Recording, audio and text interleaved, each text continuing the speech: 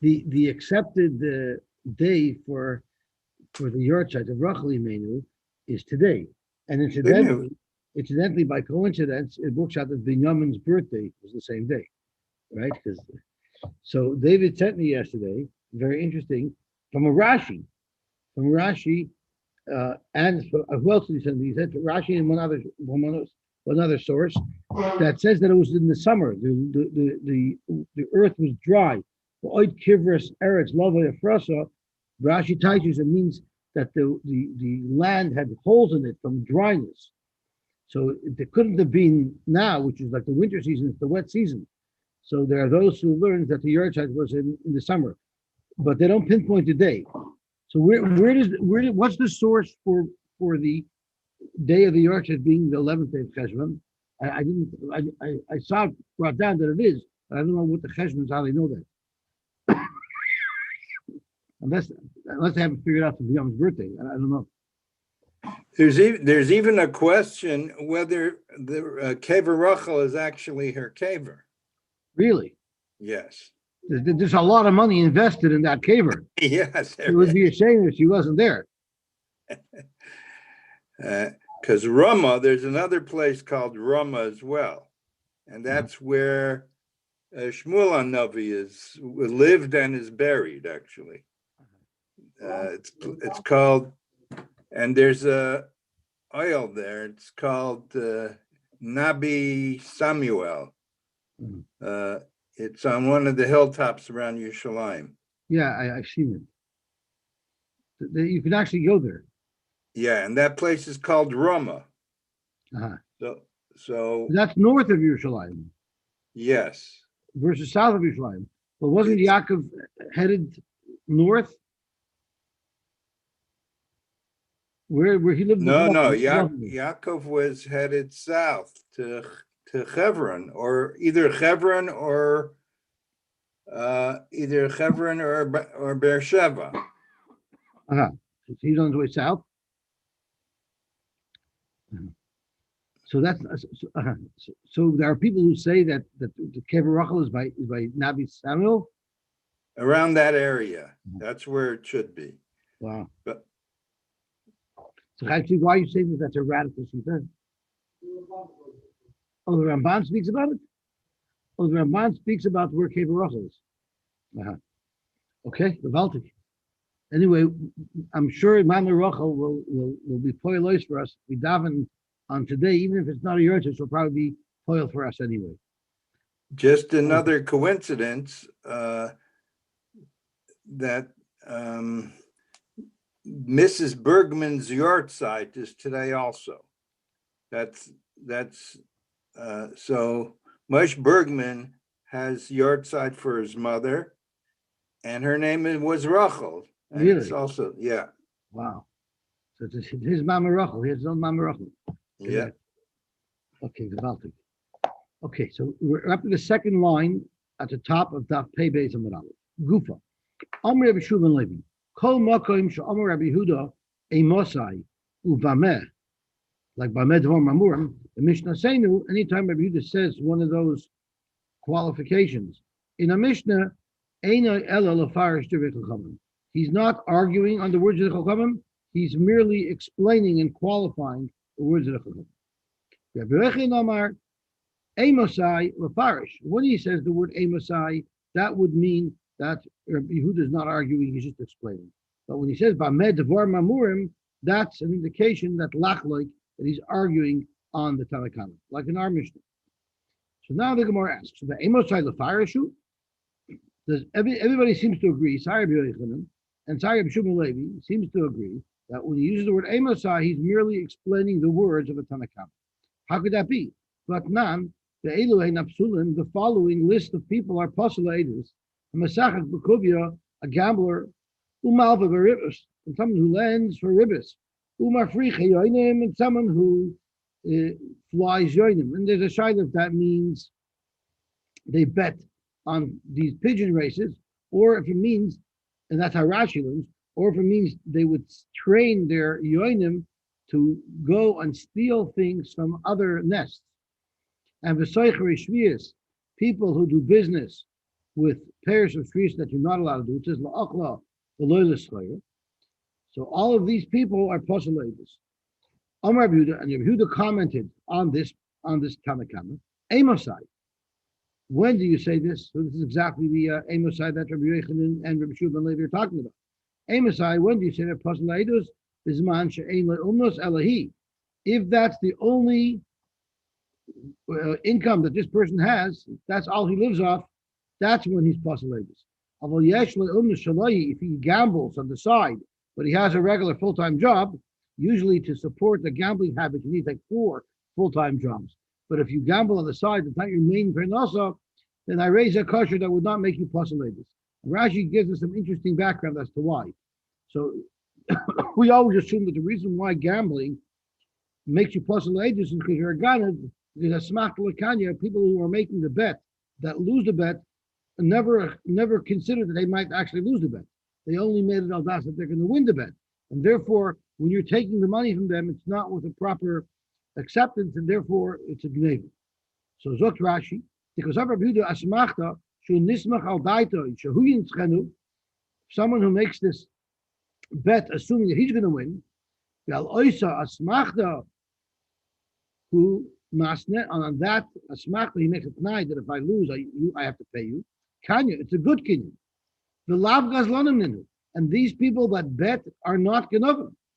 So therefore, if they only bet, if they're only gambling on the side, but they have a legitimate parnasa, there's nothing wrong with them. So why is it that if that's their whole livelihood, why is it that that's considered a problem? The way they're making parnasa is not doing anything for the world.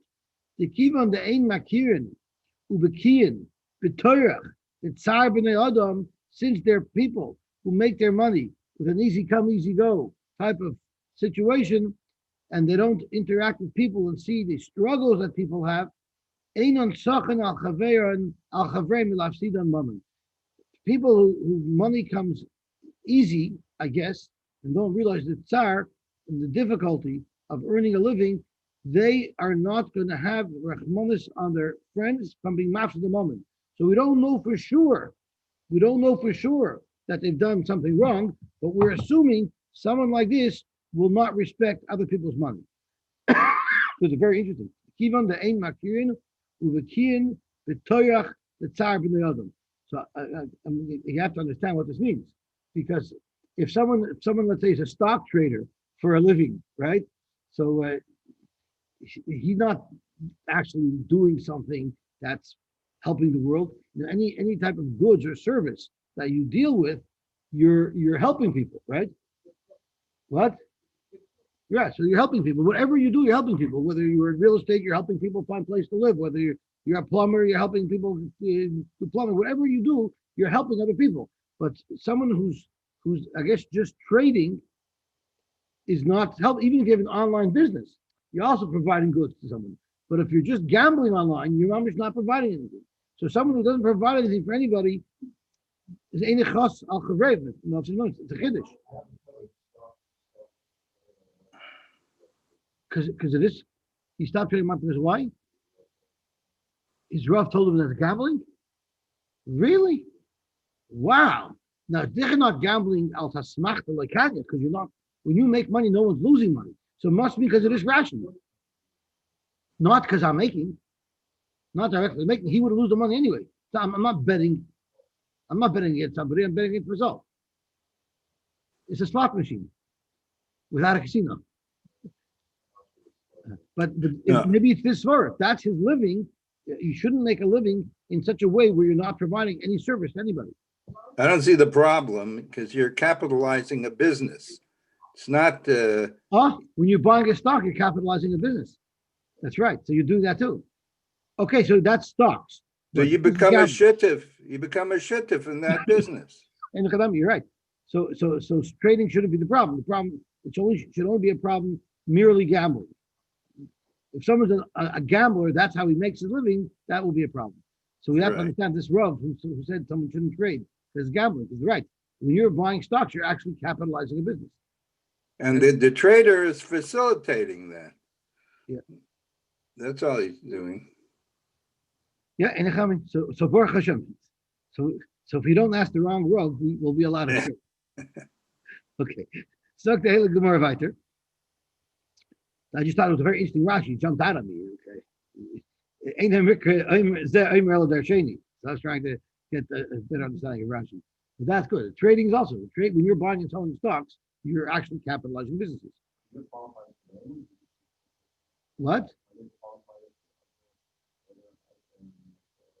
Oh, the Malva Baribis, the Mafichionim. Well, assuming that these are all Rashi said all of these types of trades are not oishik v'shiva shalaylam. So even Malva Baribis is not oishik v'shiva shalaylam. I guess lending for ribis doesn't accomplish that. Okay, so the Hela Gemara Vayter. The Gemara doesn't like passive income. The Gemara likes active income. I don't know. Right?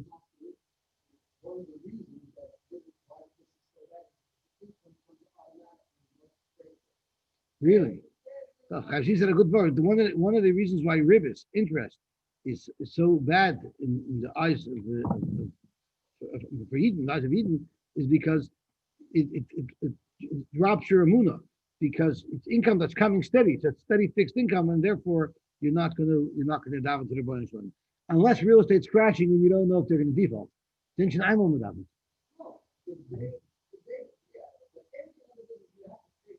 Right, I hear. I hear. Yeah, I hear. Okay, so I think there was a story with another Yehuda or Shari. There's a story of the Tadin Torah that came to him and why he wanted to stay in that city and be Yerov there, because there was a person who was a big Talmud Chacham and he used to bake for a living, and someone went over to him and told him, I'm going to support you. You should have learned the whole time. So they did. A couple of months later, he said, I want out of the deal. I want to go back to work. So the guy said, we made a deal. I'm not backing out. So he went to the road. He explained the reason why I wanted to back out is because now I have a fixed income and I don't have the same amun in their voice. Then they just have to daven that the temperature should be right, the humidity should be right, and everything should clap and everything should work. And that's why I want to have a deal. Okay, Zok Tehele Gemara Vayter. Zok Tehele Gemara Vayter. The Chamarim Vein She'ein Lo Umnas. I'm sorry. Then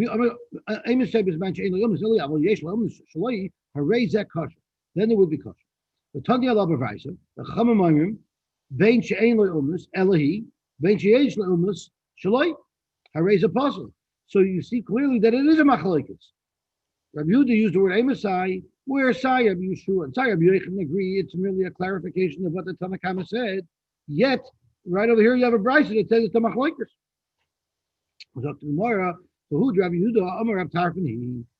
In that brisa, where Rabbi Yehuda said Amosai regarding these psulim, there's no machlokes. The Tanakama of this brisa agrees to Rabbi Yehuda that it's only aser, he's only pasal edus if there is no other umnus, if this person doesn't have any other umnus. The brisa that you quoted, where the Chachamim say that that these people are pasal edus whether or not they have another umnus, that's taka a different tana, and that's taka machlokes. But in the brisa itself, there's no machlokes. In the brisa itself, where Rabbi Yehuda made his clarification, there's no machlokes. Rabbi Yehuda Amar Tarfani, that would be going with the Tanya Rabbi Yehuda said over the name of Rabbi Tarfan. The Tanya. Rabbi Yehuda said the name of Rabbi Tarfan. What happens if there's two people sitting around and somebody walks by? Reuben and Shimon are sitting around and Levi walks by. And Reuben says, if Levi is a Nazir, I also want to be a Nazir. And Shimon said, really? If Levi is not a Nazir, then I want to be a Nazir. So the halacha is, Ein echad mehem Nazir. Rabbi Yehuda said in the name of Tarfon that neither one of them become a Nazir, even if their T'nai was right. Why? L'visha ein naziris ella laflo. Zok Rashi, what does that mean? Laflo means it has to be clearly articulated. Laflo sheyei nidroi mufuish al havadai. The way you accept upon yourself naziris has to be with clarity. It can't be with such a T'nai. It's a suffix if this fellow coming was a Nazir or not. That's not the proper way. So even if it turns out that your T'nai was right, so you should be a Nazir technically, You're not, because that's not a proper acceptance of Naziris. Alma, what do you see from Reb Tarfon Shita? That keeping him a sapkelei, Nazir, Eloi Nazir, since he's not sure if this fellow's a Nazir or not, even though he made that tonight, Loi Mishabed Nabshe. He doesn't want to accept upon himself Naziris. Anytime it's not clear cut whether or not through my condition I'm going to be accepting Naziris upon myself, I don't mean to be Makabal Naziris upon myself. So by the same token, when it comes to gambling, you have to say Asmach Loikanya. Hachanami, even the Lo Yada, Ikani, Loikani. Since when he made this bet, he doesn't know if he's going to win or if he's not going to win. Lo Gomeru Makna, he for sure is not Gomeru Makna. So come to Chosh that when you're taking money from a bet that you won, you're actually stealing, because a person doesn't mean to commit himself on that type of suffix of unclarity. I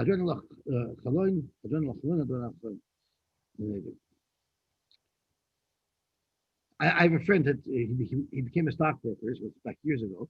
When he became a stockbroker, he went over to a Gvir and he wanted this Gvir to invest with him. So the Gvir says, "Okay, I'll invest with you. What do you recommend?"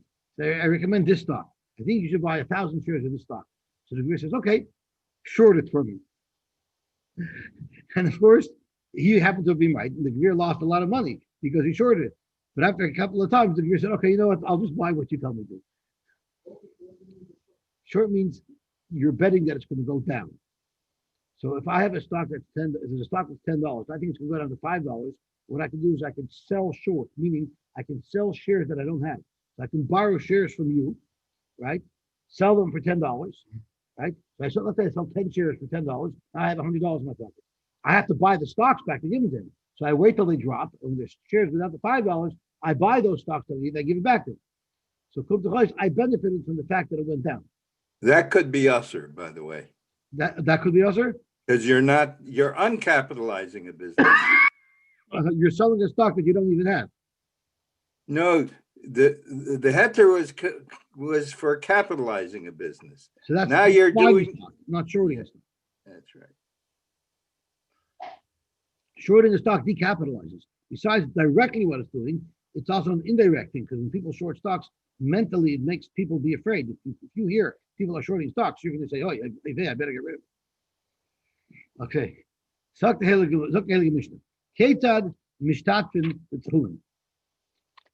now we're learning about how we make an Erev Tchum.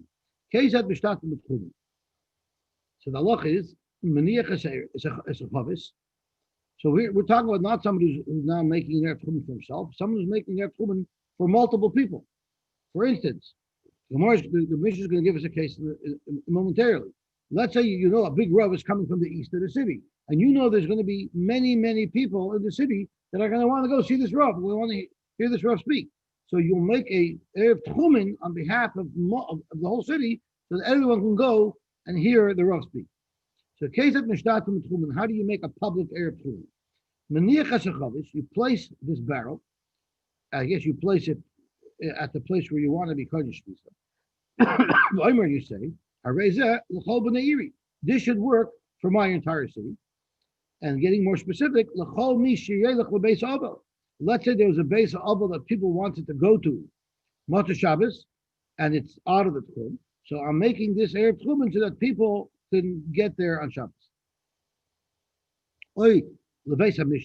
Or if there's some type of chasna happening and people want to get there, again, he's allowed to make the Erev on their behalf.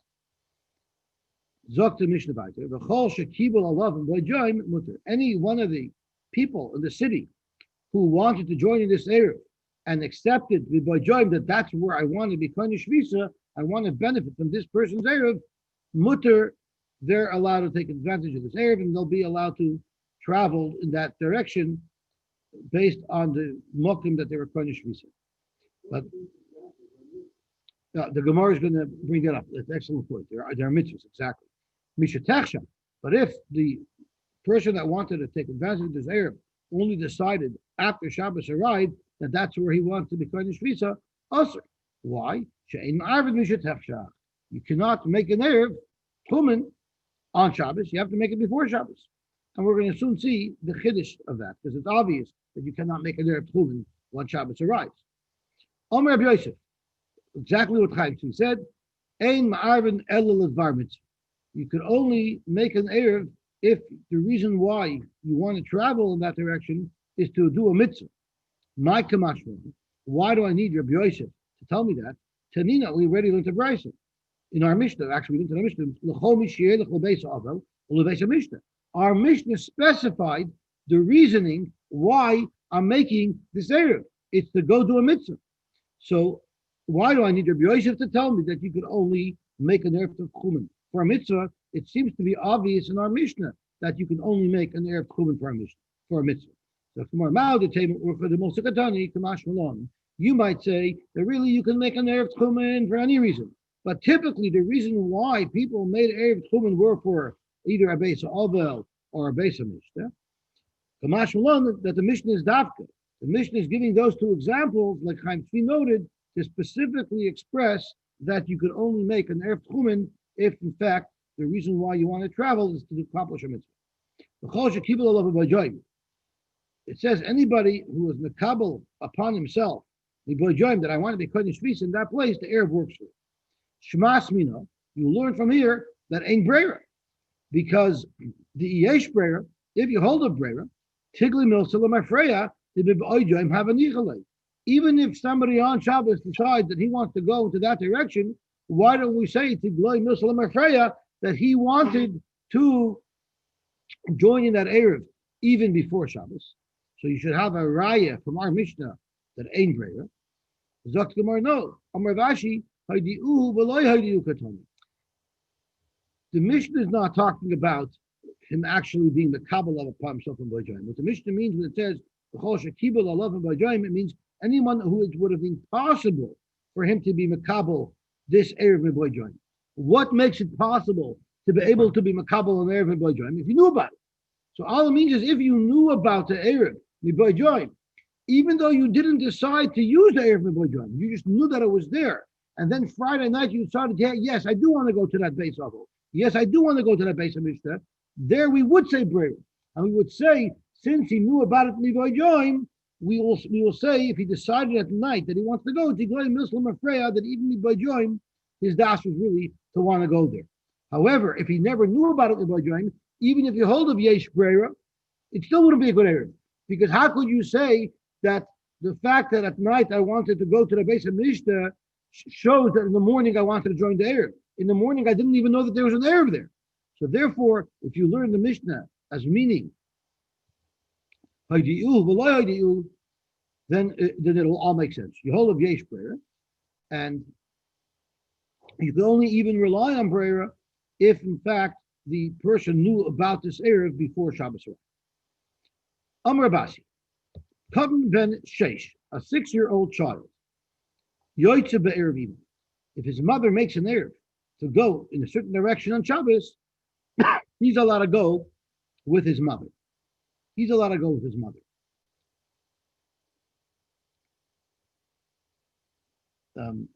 Someone speaks about the fact that the Dvar Mitzvah, since you're only allowed to go for a Dvar Mitzvah, let's see if he says that. Well, so Toshis acts very nicely. Afal Gav, the Ein Ma'arvin El Dvar Mitzvah. So the cotton, what type of mitzvah is the cotton doing? How could the cotton go with his mother? So Toshis Mikol Mokim, Yoytze cotton the Erev Imoi. He's still Yoytze with the Erev of his mother. The Efshalala Nichai, Mishum the Korachachara. If she needs to go somewhere, and it's a mitzvah for her to go, she's even allowed to take her son along, even though her son is not contributing to the mitzvah. That's one shot of Toshis.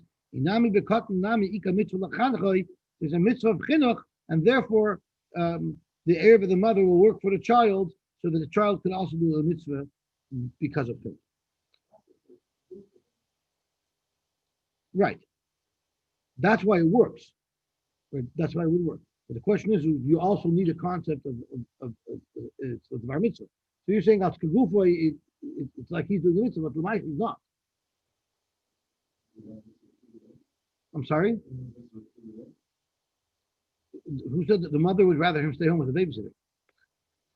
Oh, not here. But I was just saying, Rawashi says that since the baby always wants to be with the mother, so therefore he joins in that area. Because he's 6 years old. So that's what the Gemara is going to. Now that's what the Gemara is going to focus on. At what age is someone no longer karach acher imay. So meisvei, katan shetzarech leimay, a katan who needs his mother, yoytze be'erev imay, can go with the erev of his mother. She'ein tzarech leimay, ein yoytze be'erev imay. So not, Rabbi Asi didn't say anything about tzarech leimay or not. Rabbi Asi just threw out a number. As katan ben sheish can go out with the erev of his mother. That's all it said. Now, the Bryce is providing insight. The Bryce is providing information that it's totally if it's tzarech leimay or ain't tzarech leimay. So now let's look around through Shas and let's see if we can find what's considered at what age is a child tzarech leimay. A child who doesn't need his mother to sleep in the sukkah. And the Gemara in Sukkah asks, how old does a katan have to be to no longer require his mother? If the child's old enough that it can take care of its business and he doesn't need his mother to wipe him, that's going to be someone who's a gadol, which is much younger than 6 years old. Heaven forbid, if someone has a child who's 6 years old who's not toilet trained, it does cause a lot of stress. I'm sorry?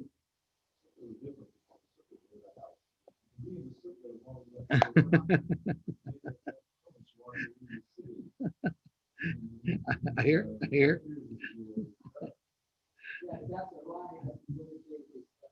Oh.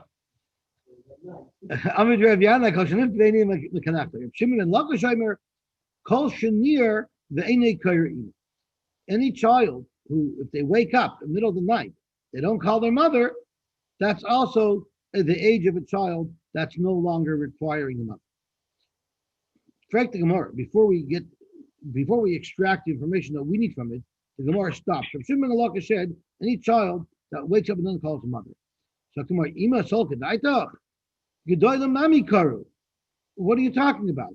Even an older child would call its mother. So how you talking that that's what it depends on? You can have older children call the mother.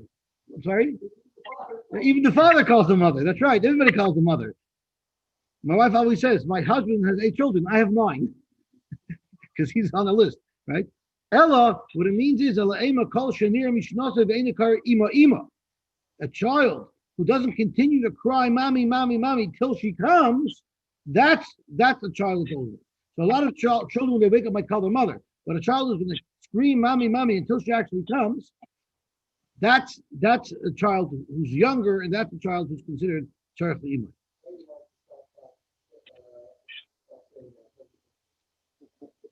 Okay. So the more the kama, the more kabar arba, kabar chamesh. How old is a child that no longer calls ima? It's a child who's 4 or 5 years old.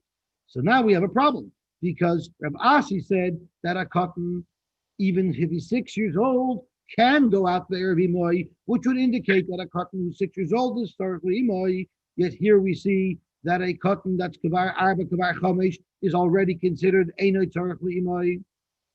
And for the Gemara, Abshu said in Rabidi, Kikam Rabasi wasn't talking at all about how old a child has to be that's no longer tzarech leimay. Rabasi is talking about a completely different thing. Rabasi is talking about a child who has 2 parents. To go into Erev Olav Latzofan. The father made an Erev to the north and had in mind to take the child with him to the north. The Imay the Durham, and the mother made an Erev to the Durham and had in zin to take him to the Durham. So there, even though such a child, so this is not a child who's being yoitza with the Erev of his parents. Here it's a child who they specifically made the Erev for him as well. They were zoich in it for him as well. So it has nothing to do with the previous shaila. The question merely is in which direction does this child want to go? So the Gemara, if you ask the child, do you want to go with mommy or do you want to go with tati? A 6-year-old child will still say, I want to go with mommy. So therefore, if both parents made a specific area for the child, so we're no longer talking about the shaila of when the child was automatically included in the area of his mother. Rather, we specifically made an area for the child, and it's a question in which direction the child would rather go, and therefore in which direction his heir is toifus, we'll say it goes plus the mother. So in other words, Rabbi Asi has nothing to do with this shaila of how old the child is, that he can no longer be included in the heir of his mother. Fake or amazing. A cotton who requires its mother, Yosy be'er of imay ad ben sheish. So this is very, very explicit. Rabbi Asi didn't say that. If you look at Rabbi Asi's lashon, he just says a cotton ben sheish. A cotton ben sheish goes with his mother. Cotton ben sheish yosy be'er of imay. So you can easily say what we just said, that we're talking about a totally different case where an heir was made for the child. But the brayso that says ad ben sheish, that's clearly saying that the heir of the mother automatically works for the child until the child is 6 years old, which is very rare because we had braysos that said that the child is already at 4 or at 5, depending on how sharp the child is. It's more Rabbi Yeshua Bereid Ravidi. It slugs up Rabbi Yeshua Bereid Ravidi because Rabbi Yeshua Bereid Ravidi wanted to agree with what we learned at Omer Aleph, that Kabar Chomesh, Kabar Arba is old enough that you could no longer be included in the heir of your mother because you're Einay Tzorach L'imay. And here the Brayso says beferish that up until 6 years old you're considered Tzorach L'imay. So now the Gemara wants to say Leimat Havet Yukta Rabasi. Would this be fair on Rabasi? Because Rabasi didn't express anything about ad, right? So Rashi, let me tell you the ad v'loy ad b'chal mashma, when it says in the Brayso ad ben sheish, it's mashma up until 6, but 6 doesn't count. The ilu amar afilu ben sheish, and he said even a ben sheish can go out with the heir of his mother. So what the Gemara is doing now is the Gemara is separating Rav Asi from Yeshua Bereid Ravidi. Rav Yeshua Bereid Ravidi learned that Rav Asi was talking about when there was a mother who made the heir in one direction, the father made the heir in the other direction, and Yeshua learned that Rav Asi meant that you go to the mother. But if you strip away Rabbi Yeshua Bereid Ravidi, who we've just slugged up, and look at Rav Asi by himself, would this brayso be a steer to Rav Asi? If Rav Asi actually meant that a ben sheish is included in the heir of his mother, would that be a steer to this brayso? Why would it be a steer? Because when it says ad ben sheish, it's mashma ad v'loy ad b'chlal, up to a 6 years old, but a 6 years old child cannot be included in the heir of his mother. Yet Rav Asi said that a 6-year-old could be included in the heir of his mother. Amar Chabasi ad v'ad b'chlal. Say that the brayso when it says that cotton shetorach lima yotzev eruvin ad ben sheish, it includes a ben sheish. So that's exactly what Rav Asi said, that even a 6-year-old child can go out with the heir of his mother. Now, more. Because Rabbi Yana Bar Shlokish said beferish that by Sukkah at 4 or at 5 these children are already considered Einay Tzorach L'imam, and this brayso says 6. Zok the Gemara loy kash, it's not fair. Ha the isay avui b'masa, ha the loy isay avui b'masa. If the father's there in the city, then a child is less dependent on his mother, and then even at 4 or 5, the child might not need its mother anymore. So if the father is sleeping in the sukkah and the mother is not sleeping in the sukkah, but they're both there in the city, then already a 4 or 5-year-old child can sleep in the sukkah with his father. But if the father is not in the city at all, and we're talking about a mother and the child and how old the child can be and still be included in the heir of his mother, there you could say it's even up to 6 years old, because there's no father around. So it's interesting, when there's a father around, the child is going to sort of be independent of his mother when he's 4 or 5. But if there's no father around, then the child will be independent of his mother only later when he's 6. Taner Rabban, Ma'arab Adam, al yidei b'itay, al yidei b'noy u'b'itay aktan. A person is allowed to make an error on behalf of, so it's not they're making an error for him, he's making an error for them. A person could make an error on behalf of his son or daughter who's a ketanim, al yidei avle v'shivka aktanayim, ben l'daitim ben shaladaitim. It doesn't matter if they want to be part of the heir, if they don't want to be part of the heir, he has a right to impose it on them. Avol, let me just look at the Bach. Mipnei sheyadon hiyadai, because they're bottled and he sort of owns them. Avol einim ma'arev lo al yidei avdoi b'shivchas ha'yivrim, lo al yidei b'noi u'bitay ha'gedolim, lo al yidei ishtoi elamidai. But if you want to make an heir on behalf of a wife, children gedolim, or avodim, and shivchas ha'yivrim, there they have their own yad, and therefore they have to want to be kohen shvisa where you're being kohen shvisa for them. Tanya, we look at another brayso that says lo yarv adam al yedei b'noi ubitei agdolim. Let me see what the base says. V'loi al yedei avdoi v'shefasoi yedem, v'loi al yedei ishtoi elamidaiton, avol ma'arfu al yedei avdoi v'shefasoi eknainim, v'al yedei b'noi ubitei ektanim, ve'en edaiton, ve'en shaloi edaiton, mepnei sheyadon kiyadoi. So this is similar to what we just learned in the first brayso. V'chulan she'irvu. Here's the new halacha. V'chulan she'irvu. What if any one of these people made their own eruv, ve'irav alein rabban, and their master also made an eruv to a different direction? So let's say these people made an eruv, they wanted to go to the east on Shabbos, and then the master made an eruv for them to the west on Shabbos. So the halacha is yoichin b'shal rabban, they all go with the eruv of their master, chutz min isha, except for an isha, because an isha could be moich.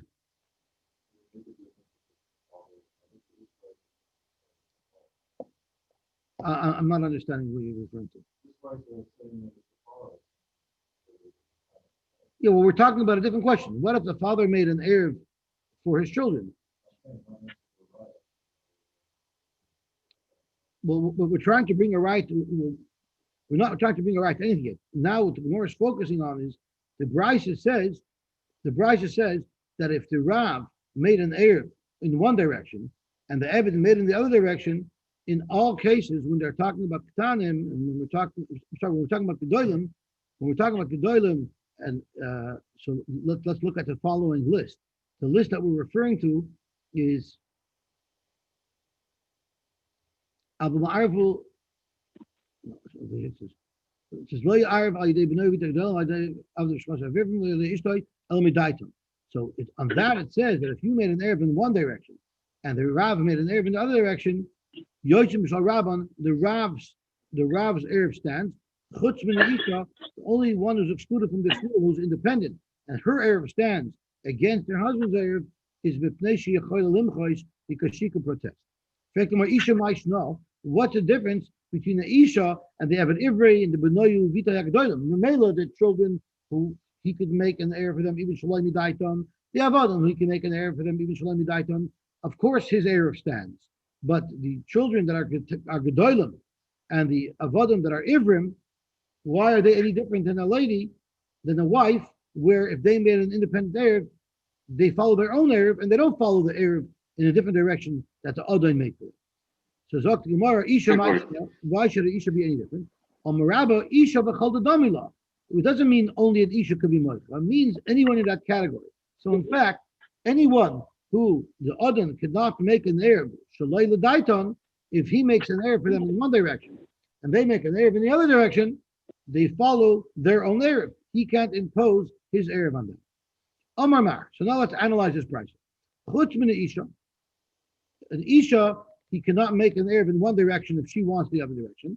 Because she has the right to say, I don't want your eruv. Zok the Gemara, time of the machi. It seems to say that the only time he cannot make an eruv for his wife if it was when she actively says, I don't want your eruv.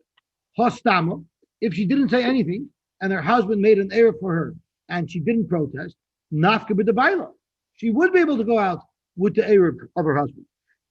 The problem is Hakatani Reisha Elamidaitan. The Reisha says that all of these people in Isha and Benam Ubitam Gedolim and Eved Ivri, you cannot make an heir for them unless they specifically want you to do it. Yet here at the end of the Brisa seems to say that by default you could make an heir for them as long as they don't protest. So what is it? So to my love, the Amri in Midaitam Pashas means that they gave an official approval. Yes, I want your heir. But if I didn't give an official approval, even if I wasn't moich, it wouldn't work.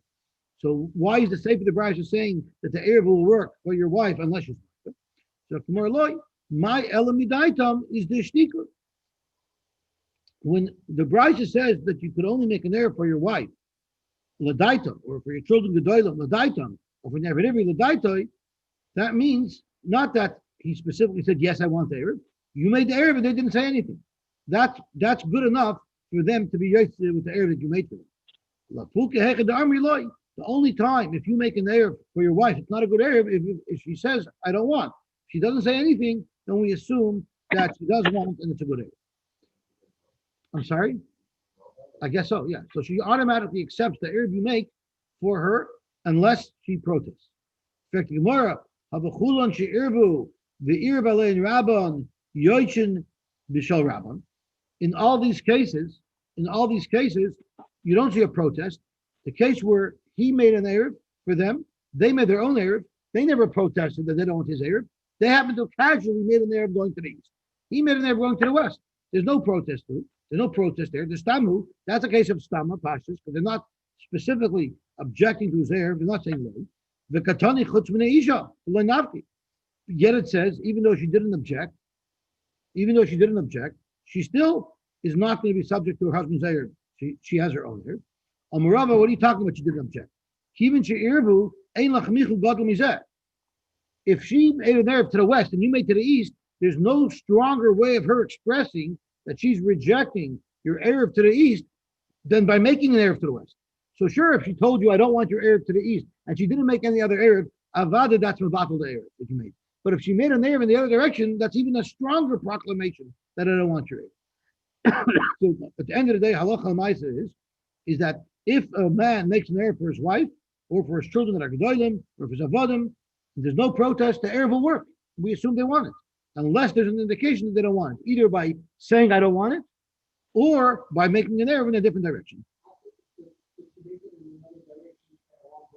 It's impossible to have both. You can't be Kodesh Shvisa in two places. A person could only be in one place. So you're either Kodesh, you're only Kodesh Shvisa in one place. You can't be Kodesh Shvisa in two places. Okay, now we're getting into a little bit of math. So we learned earlier how much food you have to place per person in the Erev Chetzeres. Now we're going to discuss how much food is required for an Erev Tchumen. Zok the Mishnah, Kama hu shiur. How much food must be used for an Erev Tchumen? Zok the Gemara, Mozain shtei sudos l'chol echad ve'echad. Every person who wants to be Kohen Shvisa in this place, there has to be enough food for Mozain shtei sudos for each of these people. So if you want to make an Erev for the whole city, you need a lot of food because you have to have enough food for the entire city for 2 sudos at that place. I'm sorry? That was for Erev Chetzeres. Right, for Erev Chetzeres, it's up to 18 people. But for Erev Tchumen, it doesn't seem like there's a cap. What type of meals are we talking about? We're talking about the weekday meals, not Shabbos meals. The Reb Meir. No, we're talking about Shabbos meals and not weekday meals. But don't think that there's a machlokes about how big the meal should be. They're just both trying to refer to a small meal.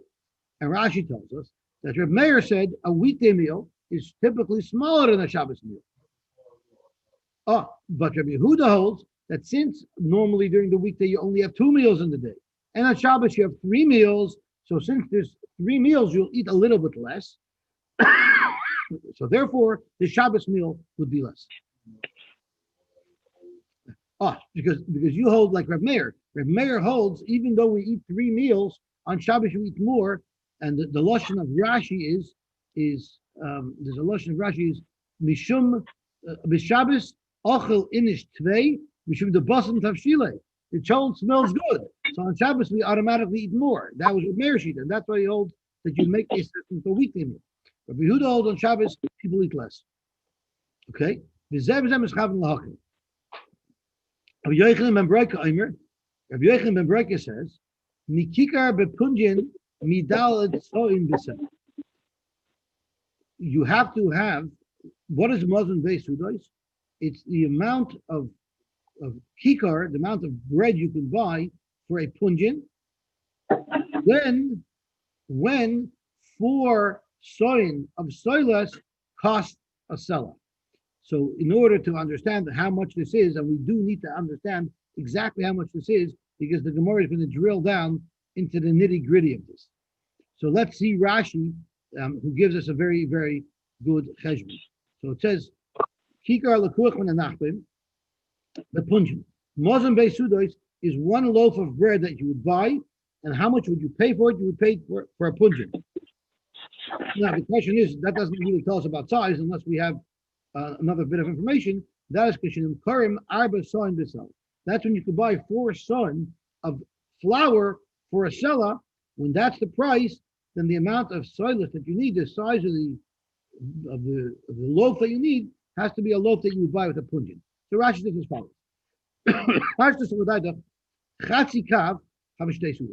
So the short answer is, what this means is a half a cup. You need to have a loaf of bread that's a half a kav, and that's called mozain shtei sudos. In other words, a quarter of a kav is 1 suda, a half a kav is 2 sudas. How do you get the numbers? Ketzah. Vav mois l'dinner. Let's look at currency. 1 dinner has 4 mois in it, and every mo has 2 pinjoinin in it. Nimsa dinner yud beis pinjoinin. Means every dinner has 12 pinjoinin. There's 4 dinorim in a selah. So 12 times 4 is 48. Nimsa selah memches pinjoinin. So that's the first thing. First, we have to know how their money works. The way their money works was as 1 selah is 48 pinjoinin. That's item number 1. Piece of information number 1. Now, piece of information number 2 is V'saw vov kavin. Every saw has 6 kavin in it, which means the dalet sign, if I had 4 sign, I would have chav dalet kavin. I would have 24 kavin. So again, 4 saw is 24 kavin. How much does this 4 saw cost? This 4 saw costs the seller. So you could buy 24 kavin for 1 seller. So far, so good. Now, 1 punjin is 1/48 of that seller, right? So if one punjin is a 48th of that seller, hari memches chatzoi kavin chatzi kavin punjin. That means for every punjin you end up buying a half of a kav. So therefore, when you're buying a kikar for a punjin, the amount of kikar that you're buying is a half a kav. So that's what Rabbi Yochanan ben Berekah Shita is it's a piece of it's a loaf of bread that's a half of a kav. The kikar of a punjin midal talmud. Shimon Aimer, it's even smaller than that. It's shtei yados lekikar. It's 2/3 of a kikar. What type of kikar? A kikar that's mishalosh lakav. So if you can buy 3, if you could make 3 kikars out of a kav, if you can make 3 kikars out of a kav, then I take one of them. So I'm starting off with 1/3 of a kav, and I'm taking 2/3 of that 1/3 of a kav. So I have 3 kikars that are all together a kav, and then if I take 2/3 of one of those kikars, that's 2 meals. So think about it. Rabbi Yochanan ben Berekah said it's a half a kav, and here we're saying it's 2/3 of 1/3 of a kav, which is way, way less. So Rabbi Shimon holds that the amount of bread you have to place for Erev Techumen is way less than that of a bread. Now, even though he has such a small shear, legabe, how much you have to put down for Erev Techumen, by Erev Techumen we're mekel, it's Eruvin and we're mekel, so he allows a much smaller amount. However, everybody agrees that you do need a half a kav lebeis hamanuva. The halach is, if you walk into a house that has a nega, you're tummy instantly. But if you walk into a house that has a nega and you wait there, the amount of time that it takes to eat a kikar that's a half a kav, so that can take a minute or 2, then not only are you tummy, but your begodim are tummy as well. So chetche lebeis hamanuva means a half a kav, you need to be able to eat a kikar of a half a kav. The time that it takes you to eat that is the amount of time you have to spend in a house that has a nega in order for your begotten to be tamei, and the chatzi chetcha lives solas gvia, and half of that to pasul gvia. What does that mean? Normally, a person cannot become tamei from eating oichlum tamei, because a person cannot become anything lower than a rishon l'tumah. So if you eat oichlum that's a rishon, you don't become tamei. But midirabanan, they said that if you eat a certain shear of food that's tamei, we don't allow you to eat truma. So even though there's no tumah rice on you, there's an isur derabanan. If you ate a certain amount of truma tameya, of a certain amount of food that's tamei, you would no longer be allowed to eat truma. Okay, zok the Gemara. The kama mozain shtei sudos. Going back to the first half of the Mishnah, Kama Shuri, Muslim Besudas, Vechod, and according to Reb Meir, it's based on a weekday meal. According to Reb Yehuda, it's based on a Shabbos meal. Now, so when the Gemara is asking the Kama Muslim Besudas, clearly the Gemara is not asking on Reb Yochanan and on Reb Shimon because they were very specific down to the exact amount of flour that has to be in the bread. So it's obviously asking the Shaila, according to Reb Yehuda and Reb Meir, how big are these meals? Omarav, it's Tarti Rifta Ichriaisa. It's two breads, the type of loaves that the people who are farmers, it says the farmers who control the oxen, I guess, when they plow, so they used to take lunch for themselves out to the fields when they work. So it's two of those breads. That's what the Muslim basically is. Rav Ada bar Abba Amar, it's Tarti Rifta Nahar Pepisa. It's two breads of the types of bread that they made in the Har Pepisa. Omer Rabbi Yosef Berei the Rabbi. Avach Kaman Svirli. Who does your father hold like? Zok Gemara, Reb Meir. So he said he holds like Reb Meir, meaning that it's a weekday meal, not a Shabbos meal. Reb Meir Svirli. So he said, Anonami Reb Meir Svirli. I also hold like Reb Meir that's a weekday meal. The Reb Yehuda, if you hold like Reb Yehuda that the Shabbos meal is smaller, you'd have the same kasha as Dovi Menzelevsky has. You'd ask, Reb Yehuda kasha had the Amri inshi rafka levasim shchiyah. People eat more on Shabbos, not less on Shabbos. So how could Reb Yehuda hold that the Shabbos meal is smaller? Everybody knows that on Shabbos people eat more, and therefore, I hold like Reb Meir. So at the end of the day, if someone's inviting you over for Shabbos, you'd probably want to go to a follower of Reb Meir rather than to a follower of Reb Yehuda, because Reb Meir has a much bigger Shabbos meal, and Reb Yehuda is going to have a much smaller Shabbos meal. So Reb Yosef said, I hold like Reb Meir also because I like to have a big Shabbos meal. It seems that's the consensus of Klal Yisrael. I think we should stop here because the next sugya, even though we could technically finish it, but it's getting down into the math, into the detailed math of the cheshbonis that we did in our Mishnah, and I don't think I don't think now's the time. I don't think we'll have enough time to elaborate. So we'll stop here and we'll do that math tomorrow. Shkoyach. Shkoyach. Have a wonderful day. Shkoyach. David, is your minion still going? You're accommodating with Moshe Bergman's a yard site. Yeah, it's still going, and I'll stay there. Now I have a chiyuv